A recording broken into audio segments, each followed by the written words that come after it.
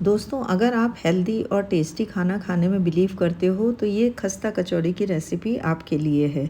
इसको बनाया गया है बिल्कुल अलग तरीके से और जो इसकी फिलिंग है ना वो बहुत ही ख़ास है। तो चलिए सबसे पहले देखते हैं कि इसकी फिलिंग को कैसे बनाएंगे। इसके लिए हम लेंगे चना की दाल, साबुत मूंग, हरे वाले जो साबुत मूंग होते हैं वो लेना है। अगर मूंग ना मिले तो मूंग की दाल छिलके वाली भी ले सकते हैं। उड़द लिया है मैंने, उड़द की दाल भी ले सकते हैं। और यहाँ पर ली है कुल्थी, जिसको कि हम हॉर्स ग्राम भी बोलते हैं, तो ये कुल्थी की दाल है। इसके अलावा मेथी दाना लिया है मैंने और ये ली है मोठ। ये इसी तरीके से साबुत मिलती है, तो ये सुपरमार्केट में बहुत ही इजीली मिल जाती है, तो इसको भी आप ज़रूर यूज़ करें इस रेसिपी के लिए। इन सारी चीज़ों को हमें मिक्स कर देना है और मिक्स करके हमें रात भर के लिए इसको भिगो देना है। भिगो के रखने से पहले इसको अच्छी तरीके से 2-3 बार पानी से धो लिया गया है। और देखिए दाल हमारी तैयार है। अब चलिए आगे की प्रोसेस शुरू करते हैं। तो इसके लिए पहले एक पैन चढ़ा देंगे, उसमें 2 टेबल स्पून ऑयल डाल देंगे। बहुत ज़्यादा ऑयल का यूज़ नहीं करेंगे इस पिट्ठी को बनाने के लिए। अब इसमें तिल के दाने डाले हैं मैंने, कलौंजी डाली है थोड़ी सी, 7-8 लौंग के दाने डाल दिए हैं, थोड़ी काली मिर्च डाल रही हूँ।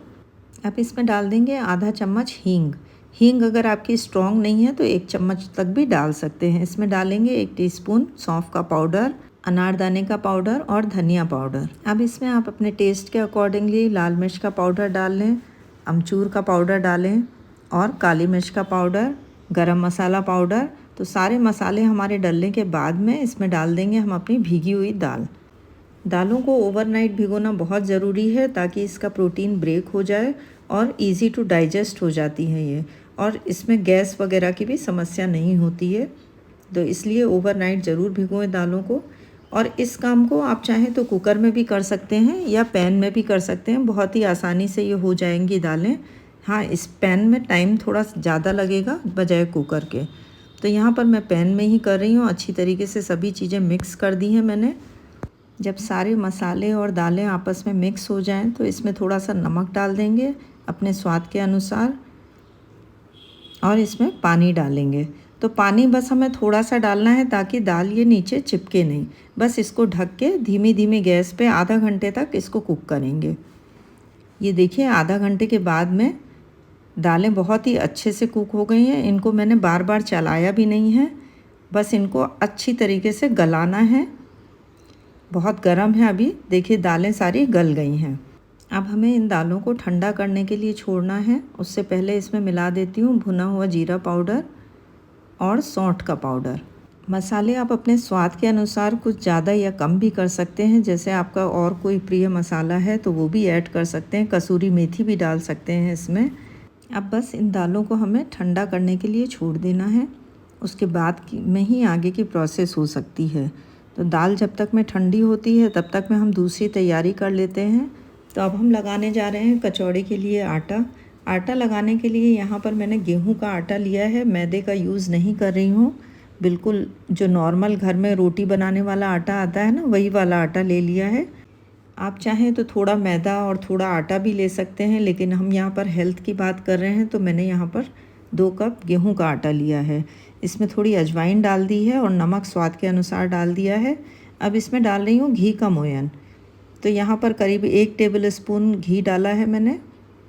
इसको अच्छी तरीके से मसल के देखेंगे, अगर ज़रूरत पड़ेगी तो और घी डाल लेंगे, लेकिन 2 कप के लिए 1 टेबल स्पून मोयन काफ़ी है।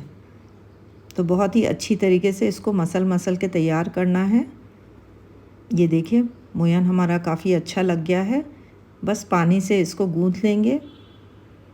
जैसे रोटी का आटा गूँथते हैं उससे थोड़ा सा सख्त गूँथना है, एकदम पूड़ी जैसा भी नहीं, लेकिन रोटी के आटे से थोड़ा सा सख्त।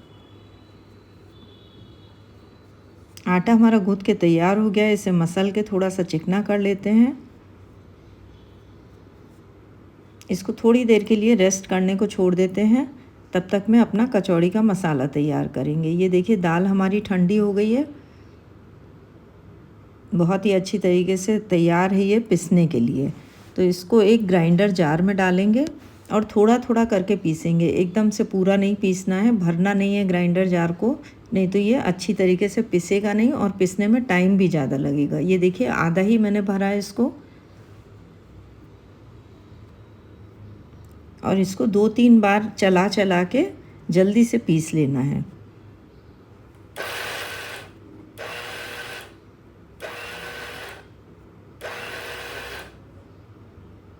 अब देखते हैं खोल के, ये देखिए ये इस तरीके से पिस के तैयार हुआ है। बस ऐसा ही हमें चाहिए, एकदम दरदरा सा पीसना है, एकदम महीन पेस्ट नहीं कर देना है उसका। तो इसी तरीके से बाकी का भी पीसेंगे। इसको निकाल के खाली कर लेते हैं, ऐसा ही बाकी का भी हम पीस के तैयार कर लेंगे। ये देखिए ये हमारी पिट्ठी तैयार हो गई है, मसाला तैयार हो गया है। देखिए बहुत ही कम ऑयल में हमने इसको बनाया है, और इसको आप बना के आराम से फ्रिज में रख सकते हैं 1 महीने तक। तो ये मसाला बिल्कुल भी ख़राब नहीं होता है। बहुत ही कम ऑयल में बनी है पिट्ठी। अगर आप दाल पहले से पीस के फिर इसको भूनते हैं ना तो बहुत ज़्यादा ऑयल लगता है। यहाँ पर मैंने पूरी दाल को पीस लिया अच्छी तरीके से, और पिट्ठी हमारी बन के तैयार है। तो ये जो फिलिंग बनी है ये काफ़ी ज़्यादा मैंने बना ली है, आगे भी काम आएगी मेरे। मैं ऐसे ही करती हूँ, इसको बना के रख लेती हूँ। जब भी अचानक से कोई गेस्ट आ गए या कभी अपना ही मन किया कचौड़ी वगैरह खाने का, तो फिलिंग मेरी हमेशा रेडी रहती है, बस आटा लगाना होता है फ्रेश। तो चलिए अब जितनी हमें कचौड़ी बनानी है उतने छोटे छोटे बॉल्स बना लेते हैं इस फिलिंग से, ताकि कचौड़ी भरते समय वो फिलिंग बिखरेगी नहीं और हमें कचौड़ी बनाने में बहुत ही आसानी होगी। तो ये देखिए इस तरीके से बॉल्स बना लेनी है, जितनी भी आपको कचौड़ी बनानी है उतना। आप पहले से इन बॉल्स को बना के नहीं रखें फ्रिज में, तो ऐसे ही पिट्ठी को रखे रहने दें, जब यूज़ करना हो तभी उसकी बॉल्स बनाएं। और आप ये अगर प्रोसेस नहीं करना चाहते हैं तो आप चम्मच से भी डायरेक्टली भर सकते हैं। तो यहाँ पर देखिए ये बॉल्स मैंने बना लिए हैं। अब बाकी जो बची हुई फिलिंग है इसको मैं कवर करके फ्रिज में रख दूँगी, फिर मेरा जब मन करेगा तब मैं इसे यूज़ कर सकती हूँ। आटा भी हमारा तैयार हो गया है। चलिए फटाफट कचौड़ियाँ बनाना शुरू करते हैं। तो आज की कचौड़ी मैं बना रही हूँ 2 तरीके से। एक तो जो सिंपल तरीका है डीप फ्राई करके बनाने का, उस तरीके से बनाऊँगी, और दूसरी मैं बनाऊँगी एयर फ्रायर में। तो दोनों ही तरीके से आपको बताऊँगी, आपको जो तरीका अच्छा लगे उस तरीके को यूज़ कर सकते हैं। जो डीप फ्राई करके भी बनाऊँगी उसमें भी बहुत ज़्यादा ऑयल नहीं लगता है, लेकिन फिर भी कुछ लोगों को ऑयल की रिस्ट्रिक्शन होती है तो वो एयर फ्रायर वाले तरीके से खा सकते हैं।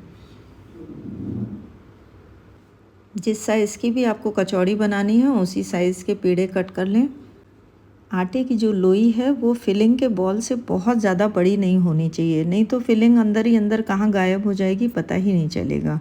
तो बस थोड़ी सी ही बड़ी रखें फिलिंग के बॉल से आटे की लोई। अब जिस सरफेस पे आपको कचौड़ी बेलनी है उस सरफेस को थोड़ा चिकना कर लें। अगर चकले पे बेल रहे हैं तो चकले पे थोड़ा सा ऑयल लगा लें। सूखा आटा ना लगाएं, क्योंकि तलते समय वो फिर कढ़ाई में जल जाता है आटा और ऑयल पूरा काला हो जाता है। तो इसलिए सूखे आटे का यूज़ ना करें, ऑयल हल्का सा लगा के फिर इसको बेल लें। कचौड़ी को चारों तरफ से बंद कर दें अच्छे से, और उसको दबा दें पहले बेलने से पहले, और 1-2 बार बेलन चला दें। तो बस कचौड़ी हमारी तैयार हो जाएगी और फिलिंग भी बाहर नहीं निकलेगी बिल्कुल भी। ये देखिए इस तरीके से हमें सारी कचौड़ियाँ तैयार कर देनी है। और यहाँ पर मैंने ऑयल गरम करके रखा हुआ, तो ये मीडियम गरम किया है मैंने ऑयल। कभी भी कचौड़ी डालते समय एकदम तेज़ ऑयल में ना डालें, नहीं तो एक तरफ से एकदम जल्दी से सिक जाती हैं और अंदर से फिर कच्ची रह जाती हैं। ये देखिए जब अपने आप ही जब कचौड़ियाँ ऊपर आ जाएंगी तब इनको पलटना है। जब कचौड़ियाँ इस तरीके से फूल कर ऊपर आ जाए ना, तब आप फ्लेम को थोड़ा सा बढ़ा सकते हैं ताकि वो और अच्छे से सिक जाए दोनों तरफ से। अगर बहुत देर तक इनको लो फ्लेम में हम डाल के रखेंगे ना तो ये बहुत सारा ऑयल पी जाएंगी और फिर खाने में काफ़ी हैवी लगती हैं। तो इसलिए फ्लेम को थोड़ा सा बढ़ा लें ताकि ये जल्दी से सिक जाएं। अब इन्हें दोनों तरफ से गोल्डन ब्राउन होने तक सेकें, और जब ये इस तरीके से सिक जाएं तब इन्हें बाहर निकाल लें। और देखिए कितनी अच्छी सिक गई हैं ये, इनमें बिल्कुल भी ऑयल अंदर भरा नहीं है। ये खाने में बहुत ही हल्की लाइट रहेंगी।